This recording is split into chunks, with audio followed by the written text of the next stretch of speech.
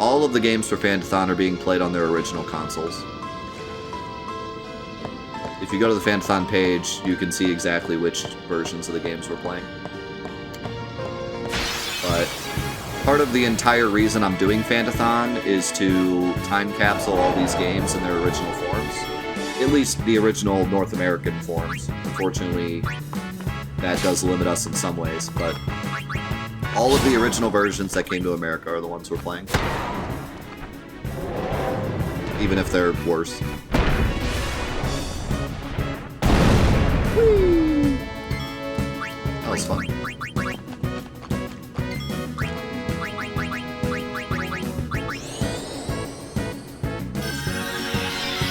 So I'm using an OSSC for almost all of the games, but I'm actually using a FrameMeister now for 10, because I found out it works with my capture card a bit better through the PS2. That's why the game looks a bit more crisp today than it has the last couple weeks. Because I found out the FrameMeister allows me to upscale without getting the issue I was getting on the OSSC.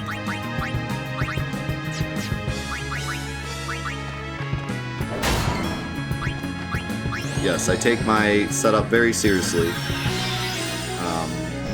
I've been collecting consoles for many years, and pretty much my big, like, so I don't really have like a huge game collection. I've gotten a bigger game collection over the last 5 years because of doing the stream and having people donate games. But before that, I really just had the games that I grew up with. But I have a console collection that I really wanted to collect all of the consoles that pretty much people know about as kids, and then find upscale solutions for them. And that was kind of like my big quest in college. So I obtained most of the consoles I knew about in college. That was kind of my collecting thing. I think everyone has like something they collect. That was the thing I collected, was game consoles. And I used to go to flea markets, and I used to search like garage sales and anything I could do, because I didn't have a lot of money in college, to collect these consoles. And then I bought a FrameMeister, a Retro Tink, and an OSSC. And I went through, I actually did a stream a couple years ago where I had all the consoles on the ground, and I just picked one and tried all the upscalers and came up with this whole plan. And then I bought several switch boxes, so that I could have all the consoles set up all at once. And so now I have a pretty good setup. I need to, unfortunately, some of the setup is kind of screwed up over the last couple of years because of different reasons. So it's not all perfectly set up, but about 80% of the consoles are plugged in right now in a way where I can just press a button and be playing it on either my monitor or my TV. And I have a whole, like, I have a list on my computer of what Switch does what. So, like, for example, if I want to play the Dreamcast, I would set the composite switch to Dreamcast, which I have a little thing, and then my HDMI switch would switch to the OSSC, and then that goes through another splitter, which sends one to my capture card and one to my monitor, and then I also have another button I can press to flip it from monitor to TV for when I'm sitting on the couch.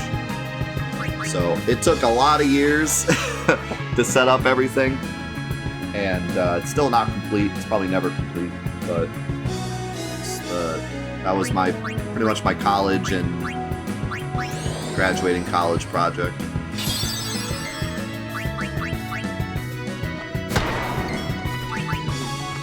And it came in handy because now I can do fan days for the stream, where pretty much we can play anything people send. People send all sorts of weird games on weird consoles, and I can easily just press a button and play it. So it's come in handy, more so than I thought it would. Back in college, I did it just for when friends would come over, and they'd be looking at my games and be like, "Oh man, you have the original Mario Kart? We should play that." And it would always be like a struggle to plug it in. By the time you plug it in, your friends are like, never mind. I don't really feel like playing it anymore. So, did Did I did. I came up with the idea to have the setup to where you could just press one button and be good to go. That was actually the original idea. Used to have friends. I graduated college, I have no more friends.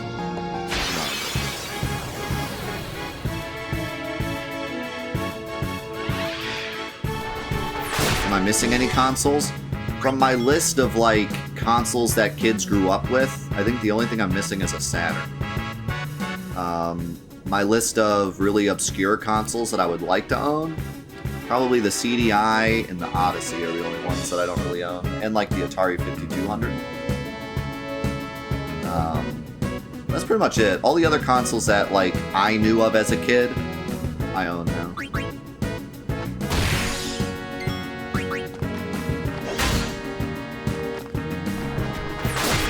How dare you. Don't you dare attack Flacco.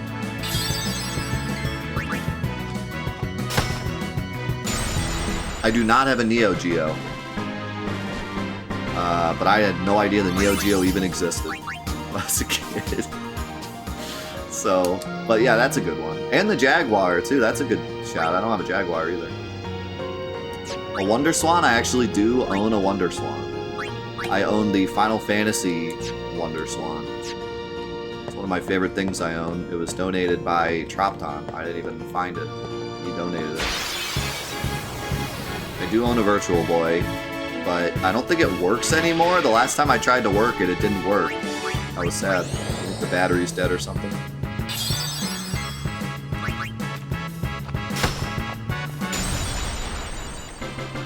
I don't own a 3DO either. Another console I didn't really know existed as a kid.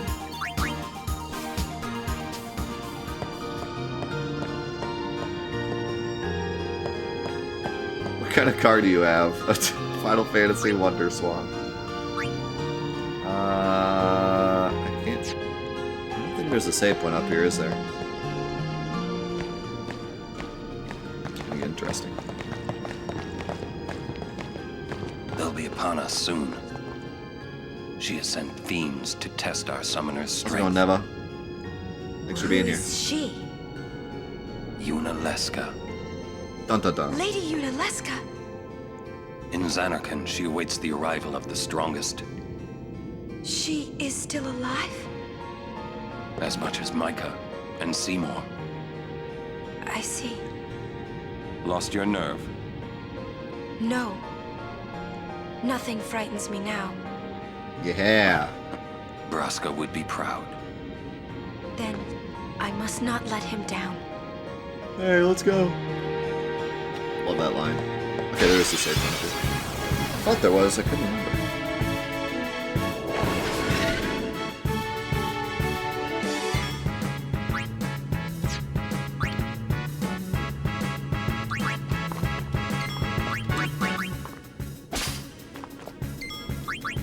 Musks are good to steal. Good for mixes.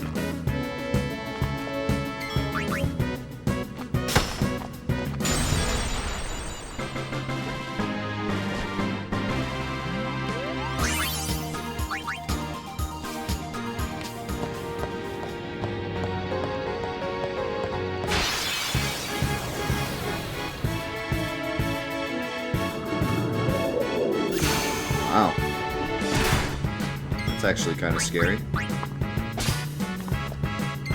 Too bad I have Wacko.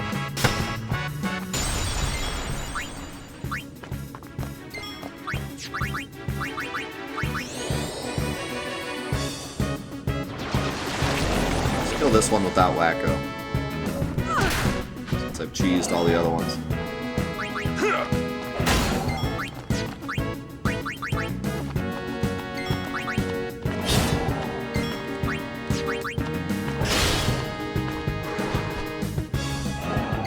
Oh my god, that poison damage.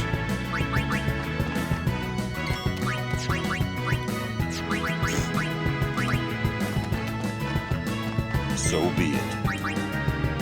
Farewell. During Fantathon, No time to waste. Let's go. We've always done the post-game and super bosses. The only exception being a couple of the super bosses in the early games that were pretty, like, stupid and not worth doing. So I plan on doing everything in this game. Having said that, the Monster Arena will take a long time, so if I feel like it's taking too long for a Let's Play, I might do some of the, like, capturing off-stream. I haven't decided yet. But I want to do pretty much everything in this game for Fantathon. I think it's worth it. It's all very fun.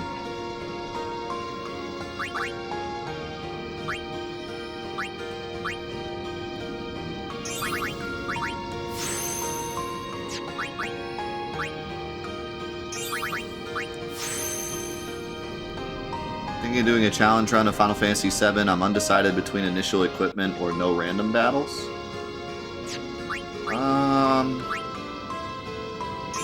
Well, do you want more of a challenge, or are you trying to take it easy for your first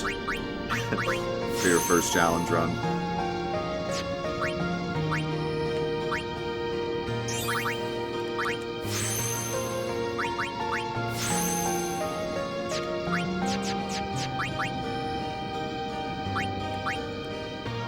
Trying to take it easy? I would do initial equip.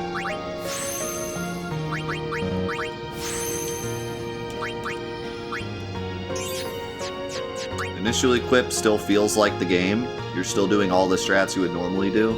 It's just harder.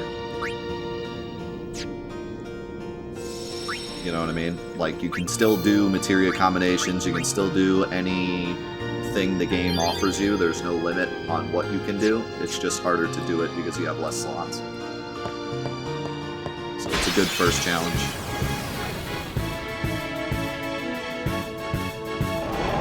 Yes, I've played several Dreamcast games on stream. Last year or 2 years ago for Hollow Month, we played Illbleed, which was amazing. That was an amazing time.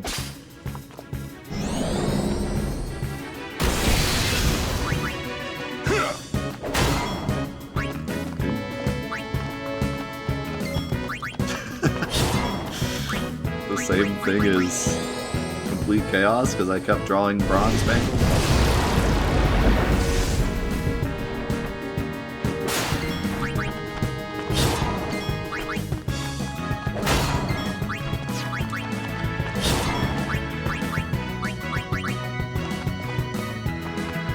Sticks you think we can get out of these? Booyah! We're not eating the behemoth. Wacko. Calm down. It's hungry, I guess.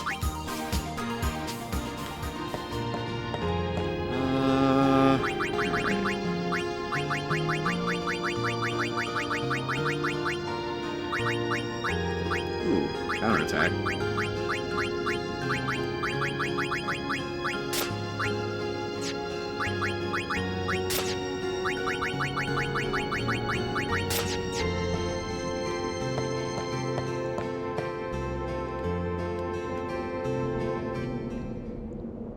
Now the boss everyone forgets about because they always think about Flux. It comes! It comes! What an intro to the boss. Here he is!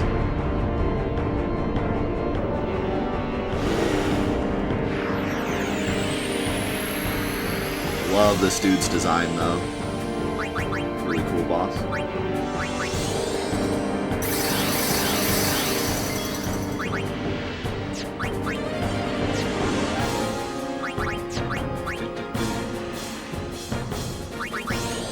If you can be anything. It could be darkness.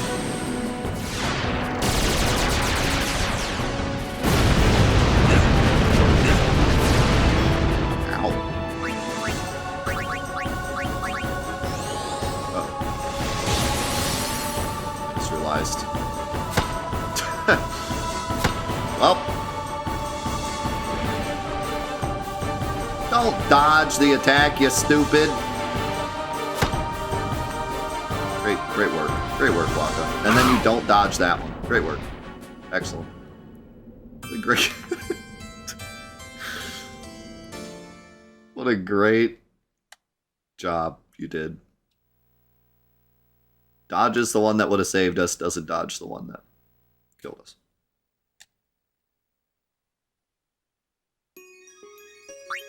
He needed more steak.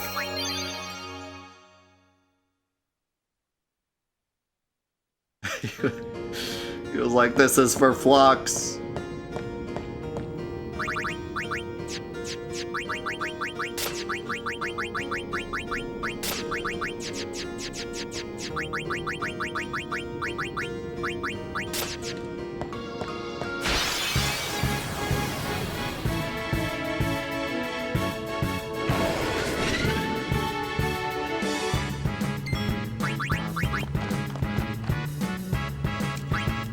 You're off the team.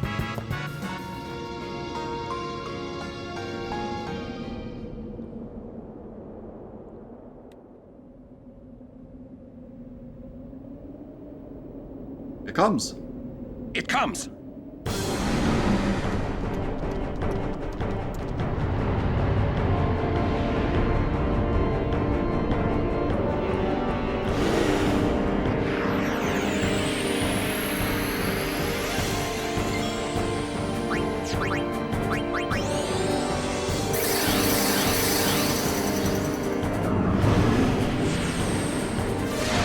Such a goon. I forgot how much of a goon this attack is.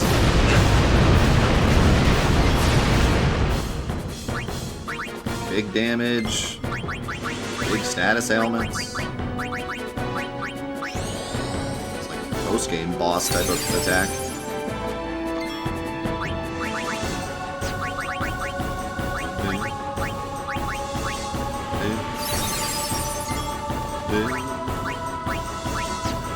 You be slowed.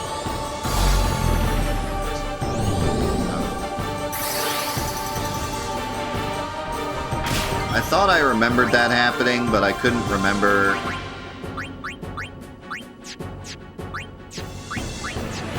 For sure. Oh, now we're in trouble.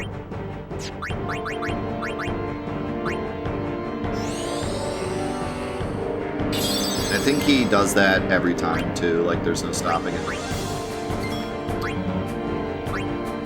You're still...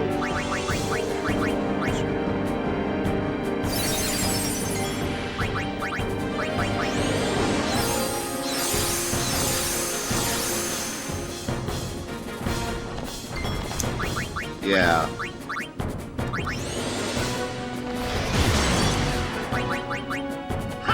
Don't cast slow on this boss. Oh. You live.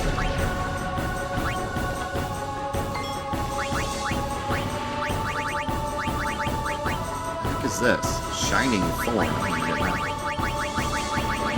Let's mix two things. We have no idea what's going to happen. Hyper null all.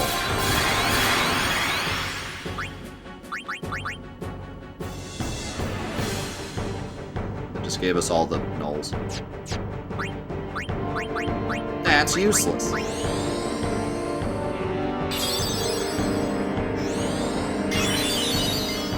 Oh my god. Cheater. So this is a cool boss.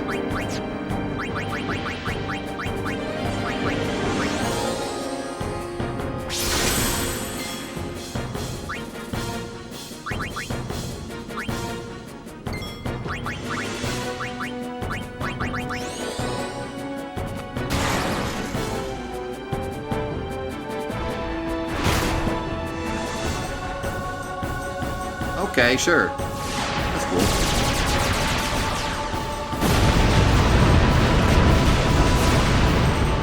Cool story. Hey! Need your wax, too.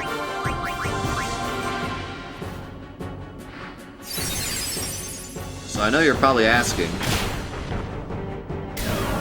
how's come no one ever got stuck on this boss? The answer is, they got stuck on Flux. So they never made it here.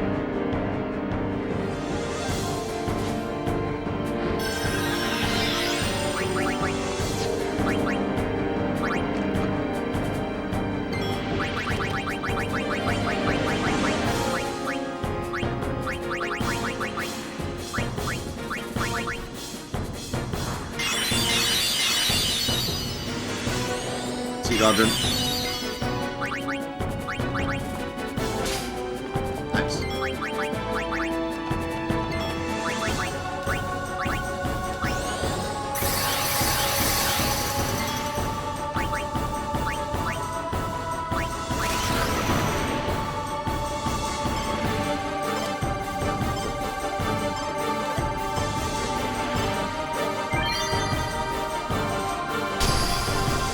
I don't remember any, like,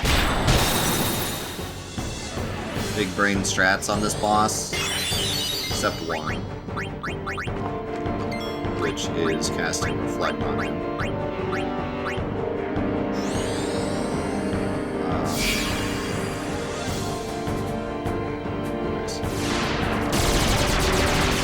I want to say there's something else, like maybe sleep. Sleep works on it. I think there's some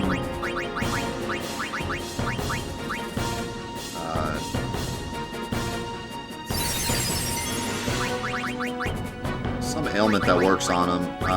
Darkness works on him.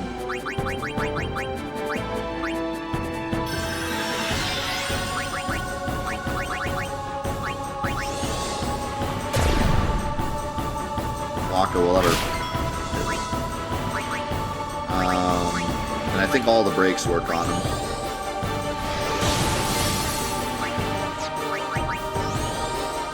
The big thing is, don't cast slow on him. That's the #1 rule.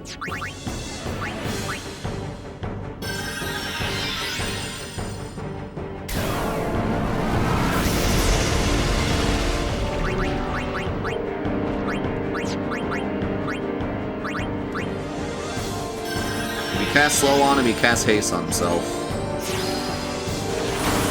And it's an automatic counter, so like now he has haste forever. If I try to cast slow on him, he'll just cast it again. But if you don't cast slow on him, then he doesn't cast it. Actually, there might be a solution.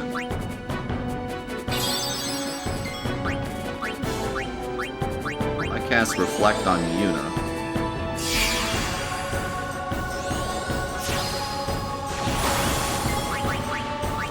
Then cast slow on Yuna. He might cast haste on himself instead of Yuna.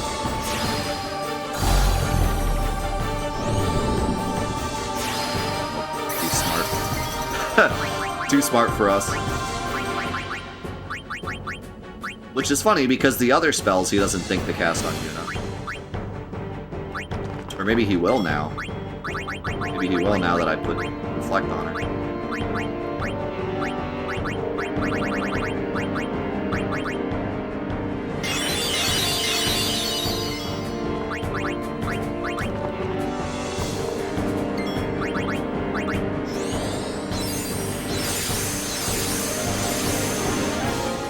No, it doesn't bypass Reflect. He cast it on Yuna that has Reflect. Yeah, the only thing we could do is have an item that casts slow, which we don't have one. We might be able to find a mix that does it, but without the chart.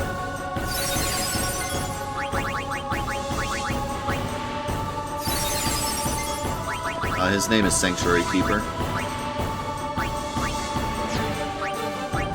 I'm gonna dispel myself. Unless...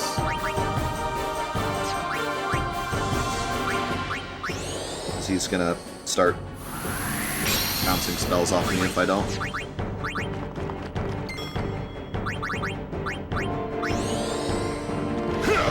Yep, he's mandatory.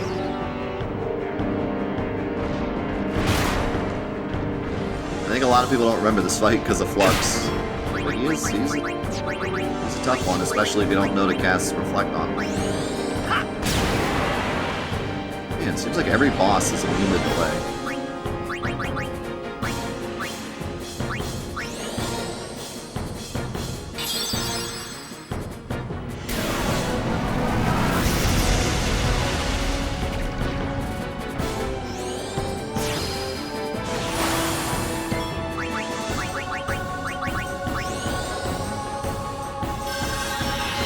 No, it's literally a counter.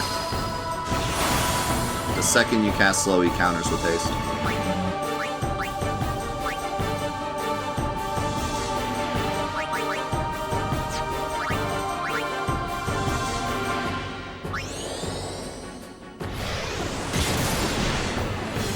Best thing you can do is give him all the breaks.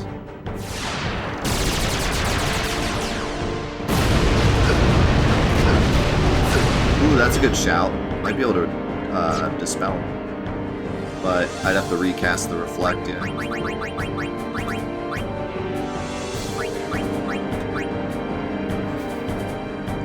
Still worth it though, because this boss with haste is extreme yikes. Oh shoot. Shouldn't have done that. I was thinking Yuna was out of MP and she was hurt, so it was like, alright, that's a fair time to use an elixir. But she wasn't out of MP, she was silenced.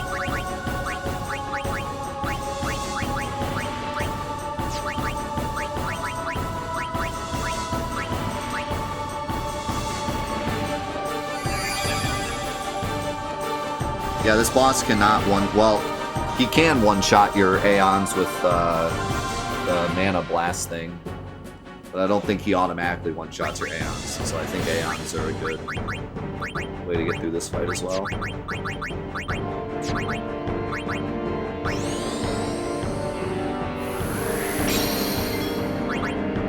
you go, he didn't counter. He's probably gonna cure himself now, though.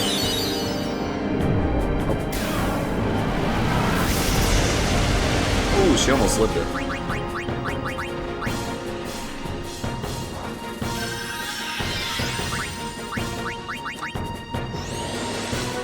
Finally, we have turns. We can do things again.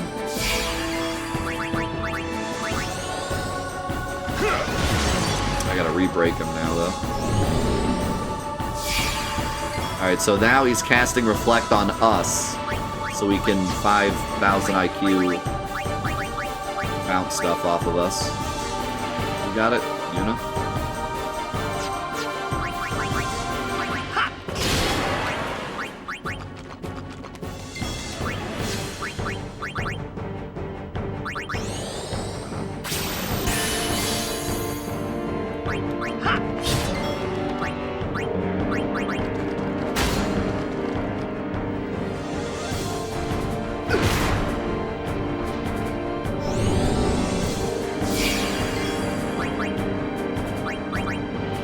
Some love, but he has Reflect, so heck, work out.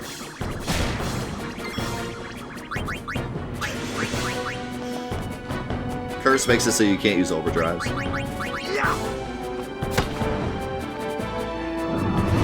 Ah, really?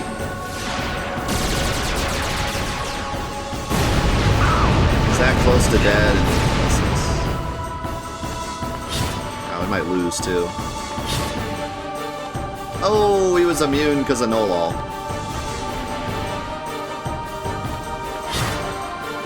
Please, Orin. Please get a turn, Orin. Please. Titus, why would you crit? You gotta be kidding me. He had like 2,000 HP left. I just brought in Lulu to get XP. And I got cheesed.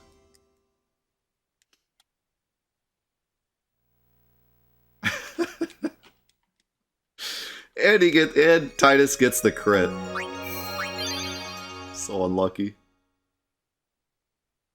That was indeed a sequence of events.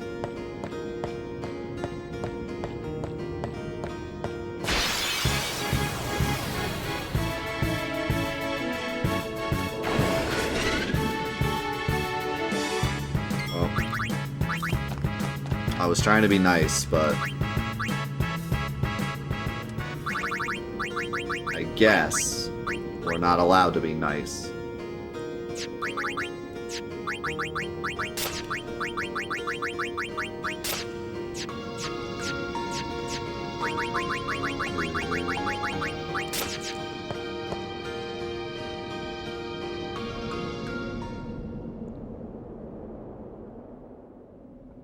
How's it going, Pigu? It comes! It comes!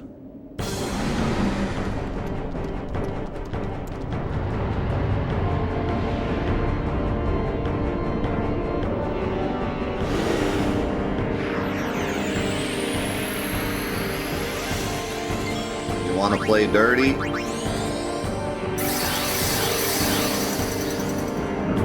can play dirty.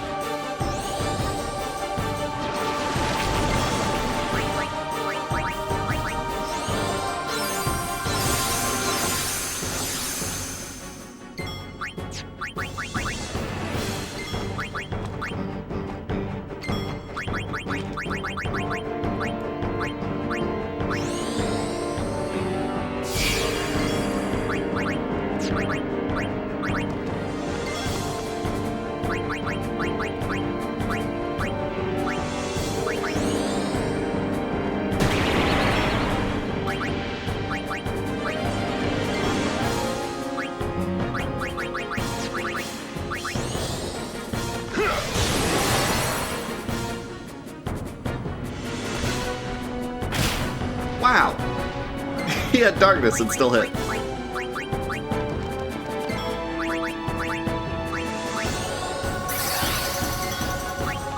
Alright. Hope you, enjoy what you had coming to you.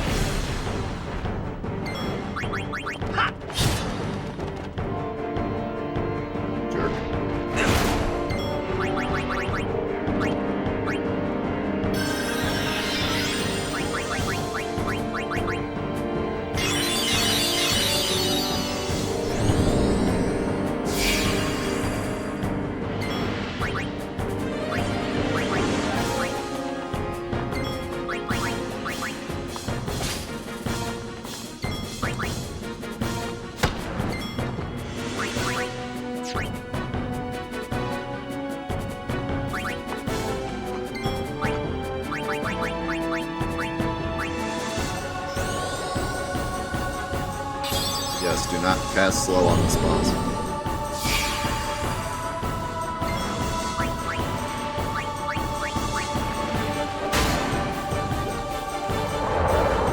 I should have just attacked like 2 more times instead. Anyways, he doesn't have a lot of HP. That's probably why a lot of people don't remember this boss. You might have just spammed Aeons, because like 2 Aeon overdrives he's dead. He just doesn't have a lot of HP. Poison and an Aeon, and you probably win. But his gimmick is pretty rough. Hey, can't we rest a little? No need. We reach the summit soon. I know. That's why I want to stop for a bit. Soon means that there's not much time left. Riku. Fine. I'll think on the way.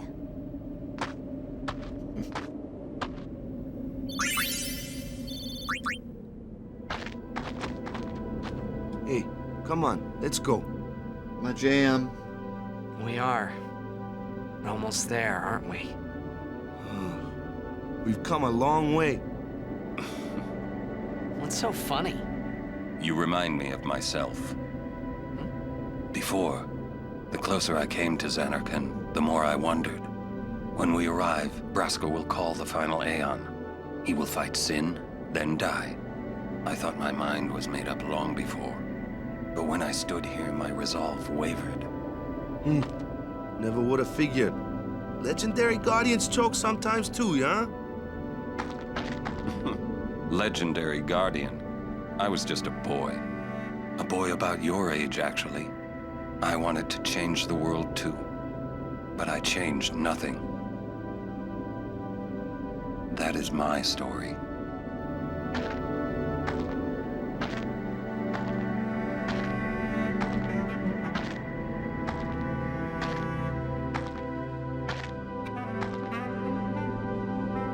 Epic Orin fade. Love that spot. Alright, so I think what we're gonna do is we're gonna quit here. It's a bit early, but the next part cannot be broken up. I completely refuse. It's probably my second favorite part of the whole game. And if I start it and then have to save and quit, I'm gonna be sad. So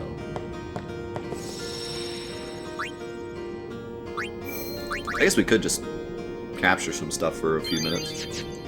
There's also a teleporter here now, which is kind of cool. We can go back all the way back down to Mount Gagaset.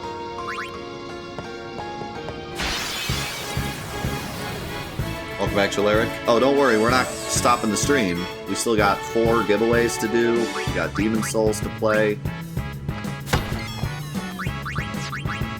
We got lots more going on.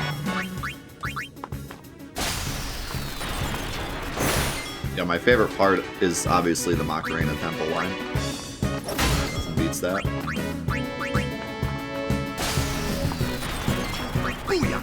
Booyah!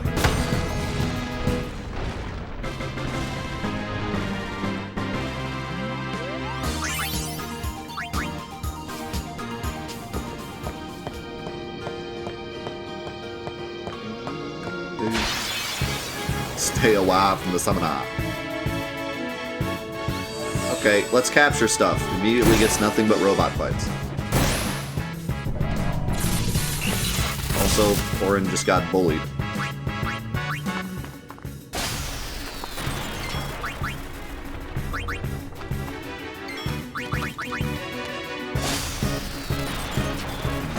Stop bullying Orin, he did nothing wrong.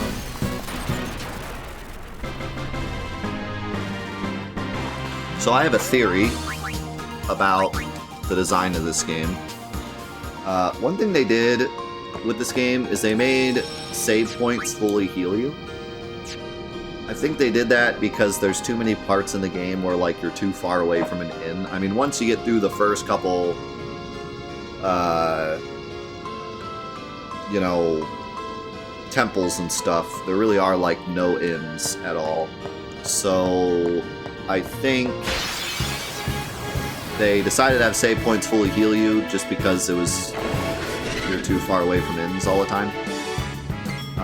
One way they could have rectified that was they could have just had like little springs that heal you or something, kind of like in Final Fantasy VII when you get to the top of the Great Glacier, there's that little like water thing that heals you. Just because it's been a while since you've been to an inn, and it's going to be a while until you see another inn, so they put that nice little heal thing there. So they could have done that, but for some reason they decided, let's just have every save point heal you. And yeah, like, tents no longer exist, which is weird. But that's okay, like, that's what they decided to do. I don't think it's a good or bad thing, it's just kind of a different thing. But one thing that's kind of weird is it makes grinding interesting because you could just sit next to a save point and you're fully healed for every fight. So grinding becomes weird. Because of that.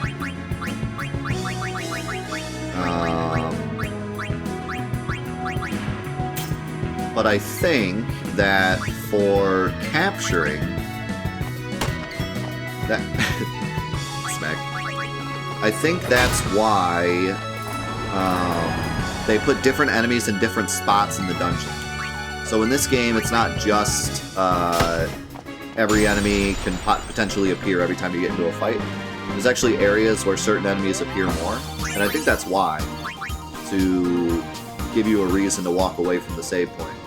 Otherwise, you would just stand next to the save point always for anything, whether or not you're grinding or monster capturing or whatever. You would just stand next to the save point. So it makes, when you think about it, it makes more sense that they did that. It made it so you kind of have to explore a bit more to get different enemies.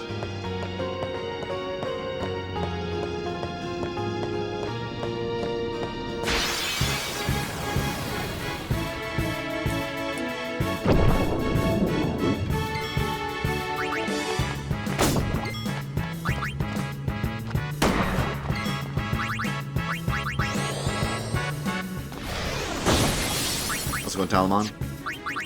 I give you haste, you get a turn. Look at look at all those turns he gets afterwards, though.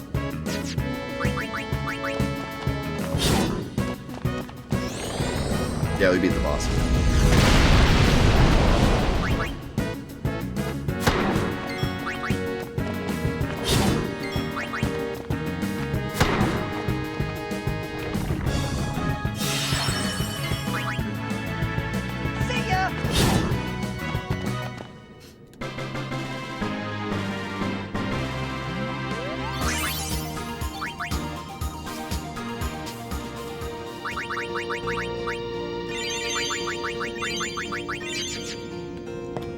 So I hope you guys enjoyed this part of the game. This is definitely the, believe it or not, calm before the storm, but it's more of like, this is where you learn a lot about what, you know, all kind of fill in a lot of the blanks up to this point.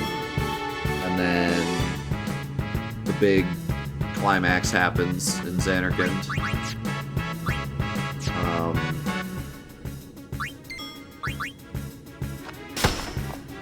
And of course, it's still so sad that so many people quit at Flux, because this is like when it all goes down. And I never really understood why so many people quit at Flux, because I think grinding in this game is super fun. So, you know, as a kid, I just grinded a bunch there with Wants being right there. He has a bunch of really good items, and that area has a ton of monster encounters, so it's really easy to grind up. But I saw a couple people saying, like, I sat around and grinded for a long time and still couldn't beat the boss and then gave up, which makes sense. I think, like, the grinding doesn't help a ton against that boss. Oh, by the way, here's Energy Rain. Yeah, you kind of have to understand the game's mechanics. You can't just be strong, and I think that's maybe where a lot of people get hung up.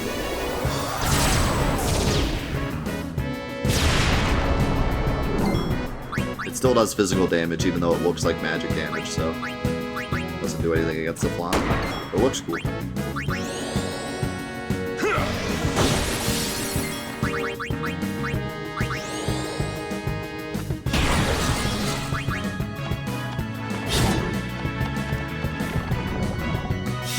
Yeah, it's a turning point where the game is like, okay, now you need to understand how the game works to progress. You can't just be strong. Enough.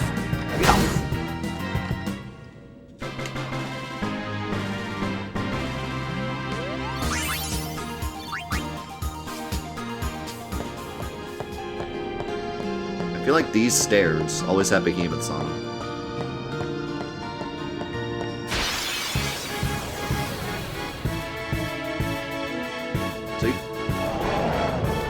Stairs. How many sticks you think we can get out of these? You already asked us that. Can you be delayed? Take a number, buddy.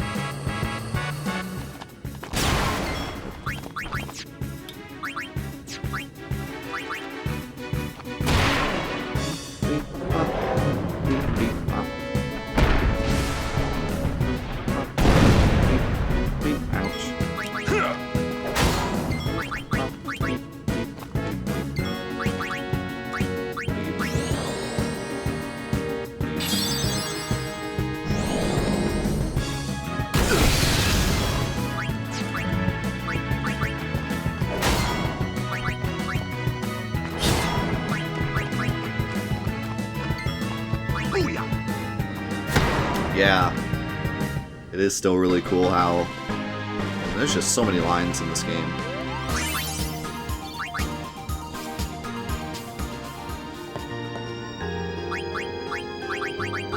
I don't think I've played... The only game I can think about that has more lines than this is maybe Black Ops 3 Zombies. I've put hundreds of hours into that, and I still every once in a while hear a text line I haven't heard.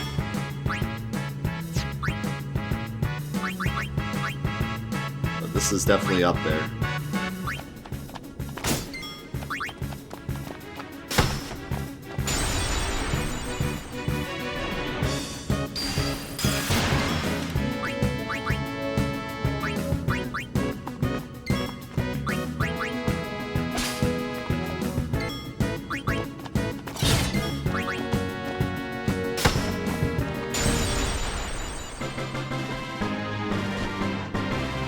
Stone. Yeah. It's either cool or frustrating. Like, I can't tell you how much grief Carry Armor gave me as a kid. And then later when I found out that there's an actual completely free cheese you can do against it, it made me cry in childhood.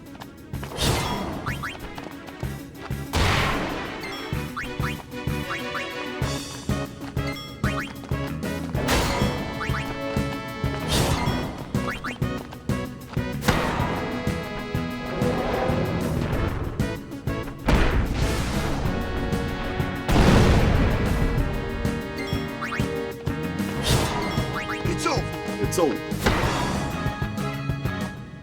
I'm getting pretty close to capturing everything here.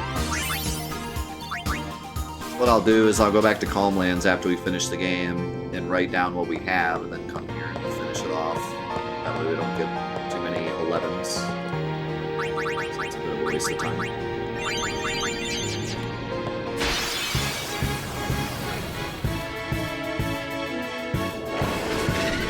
Not a behemoth.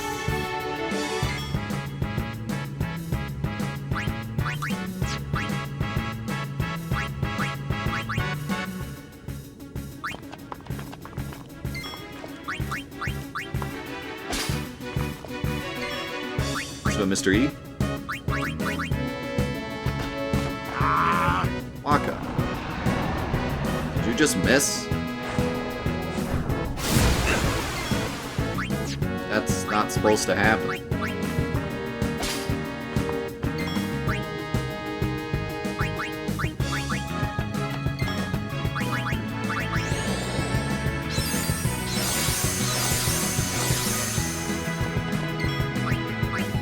You're not supposed to miss. Or Mr. Accuracy.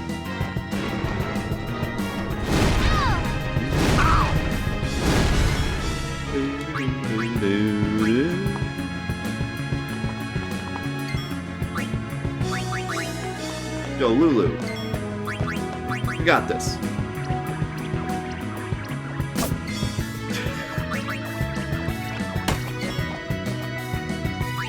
Are we gonna kill this thing today, or... Oh, okay. That's fine.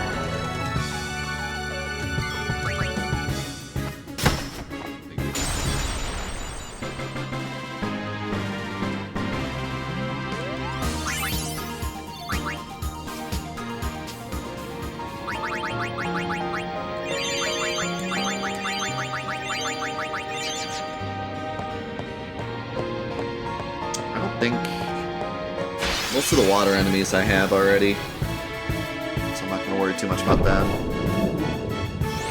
want to know the exact amounts before I go do that.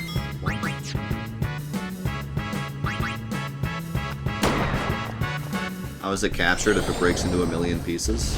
I don't really understand why you're asking these questions.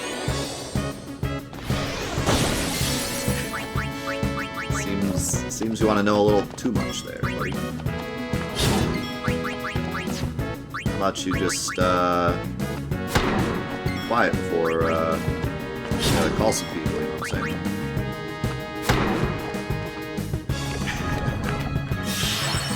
I had to call in the guys in the suits take you away. No too much.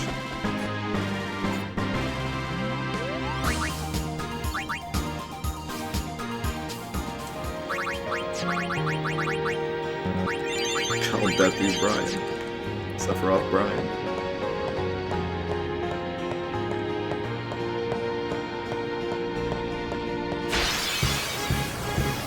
Imagine if the Monster Keeper did have to put them back together. That's what he does all day.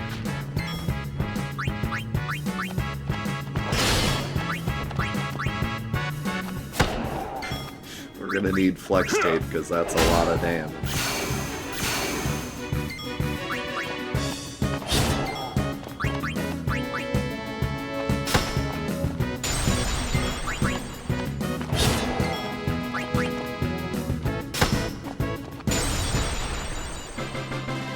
These guys are going to get a lot of experience doing this monster capturing.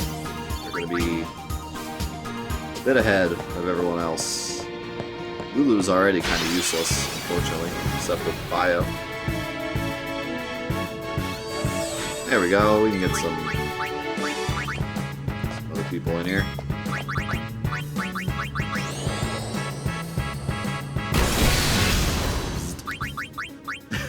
I gave him the 60 Farplane wins. And what does he do? He spends half an episode looking for the stupid basilisks so he can get Stone Struck.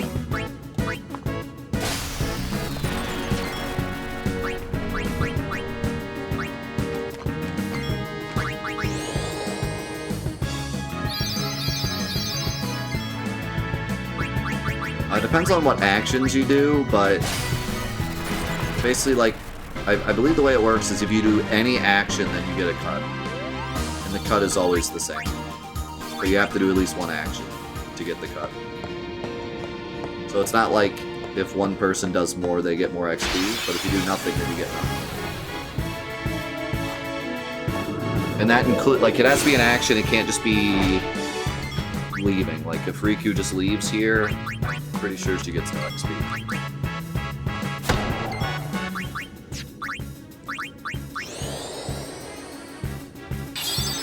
Yeah, you can power level one character. They're the only one that does anything. Well, no, you can't really, because, like, blocking still counts. I think.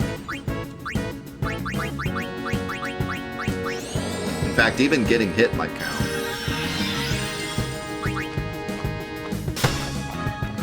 Nice, we're done with Bashuras.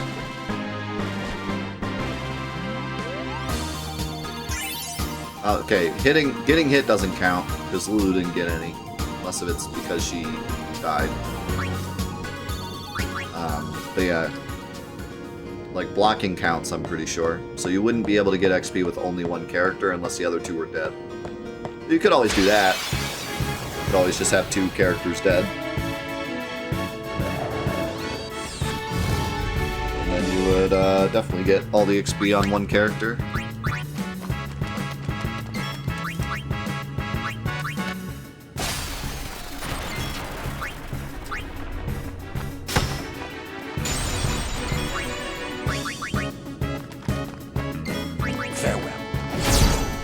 Holy moly, Orin.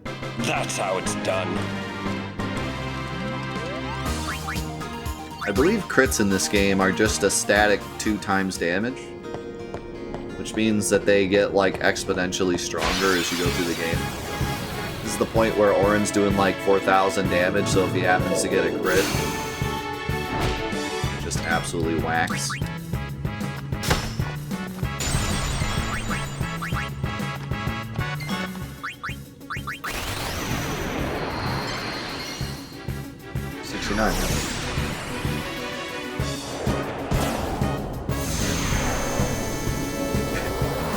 Very dangerous stairs.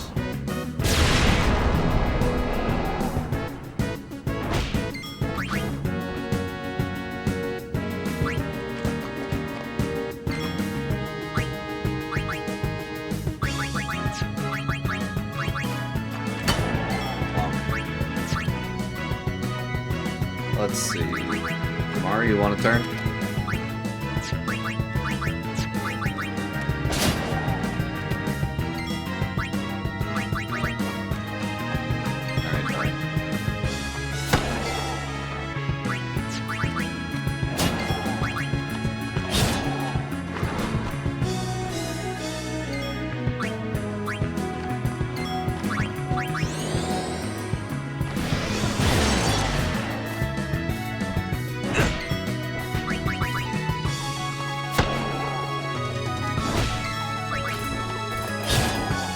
So this is what Ashura actually... Well, it would be doing even more damage if I didn't power break him.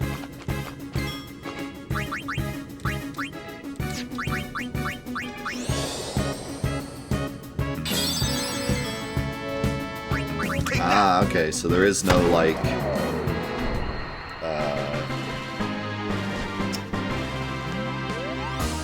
like, quote-unquote power leveling, because you get the same amount anyways. So, if you were trying to, like, get through the game as quickly as possible, and, like, grind as much as possible, you would do an action with every character every fight. That would get you the most XP for the smallest amount of fights. Every single fight, you'd bring everyone in and guard before winning, if you wanted the most optimal XP gain.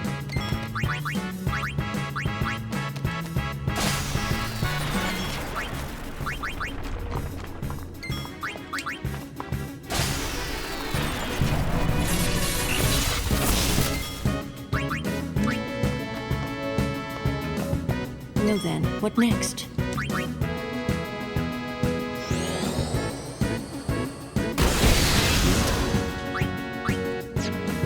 And Lulu, you are just so far behind, it's sad. See ya!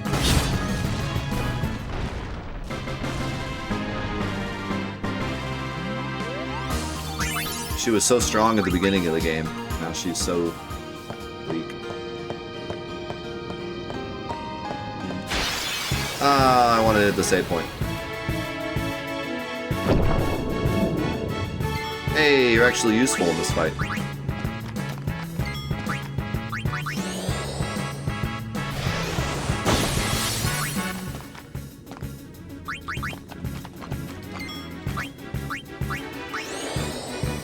Star Ocean is a very interesting series. The opinions I get on it are very mixed.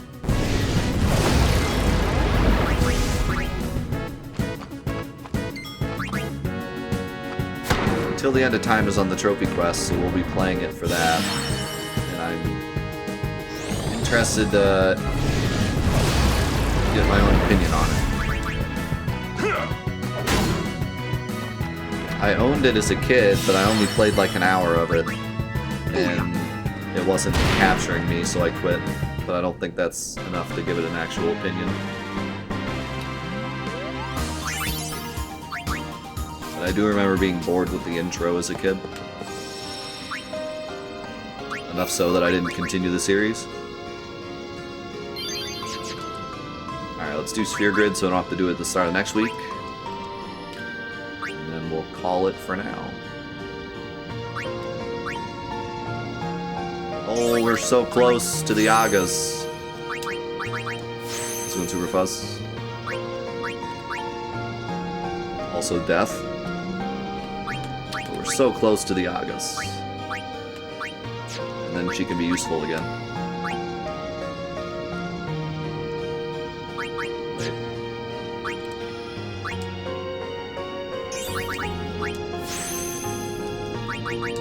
Wow, that was strength plus 4. Waka's already pretty strong.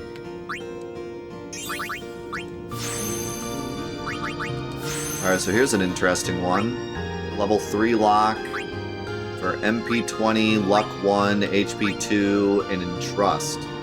Which I believe Entrust is you give your overdrive to someone else. But interestingly, you can also get to Entrust through a level 4 if you are Titus or on Titus's board. bother with it for now.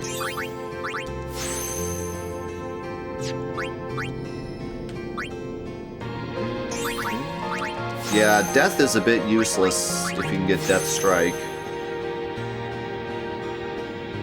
And I don't know, like I don't really feel like I ever used death in any of the games, to be honest. I just realized I called myself useless. Out of context. Yeah, I don't think I use like death really in any of the games. It's just not fun to use, I guess. I don't know. I say that and I'm like one-shotting everything in this game with Stone Strike, but that's different because you at least get to attack and it doesn't take MP. You just do your normal thing. Do I want to use a level 3 lock for a strength +4? I kind of do, but level 3s are too rare. Save it.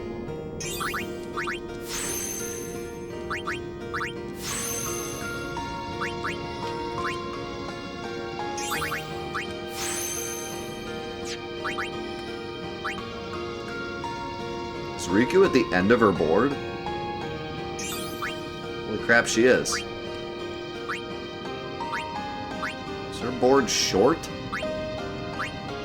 Or did she just go up a lot of levels? I feel like her board is very short. Look at how long Waka's is.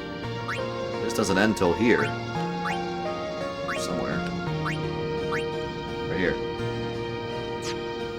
Look at how long Orin's is. Yeah, Riku's board is just very short. Which, I mean, makes sense, because her board kind of has nothing on it. She gets her abilities and a bunch of speed, and that's it. So... Oh, by the way, people were saying that in the middle of Riku's board, she can jump into Lulu's board. Which is cool story-wise, because Lulu tells Riku, like, you should learn magic. And Riku kind of looks up to her a bit. So it's cool that, like, they synergize that with the Sphere Grid. Well, fun fact, the end of her board also connects to Lulu's.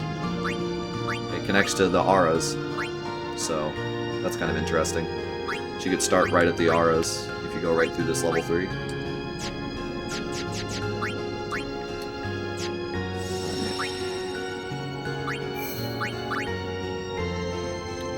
That will be it for Final Fantasy X today. We have a lot of exciting stuff coming up, but before we do that, we gotta say goodbye to YouTube. So YouTube, thank you so much for watching Final Fantathon and Let's Play Final Fantasy X. I hope you enjoyed the playthrough today. So many big story moments. We got to beat the big boss at the top of the Gagazette. Hope you enjoyed, and I am very much looking forward to continuing the game into my 2 favorite scenes right after this. So we're getting to the good stuff. Not that the rest of the game hasn't been good either, but I'm excited. Hope you are too. We'll see you in the next episodes of Let's Play Final Fantasy X. See you there. Peace.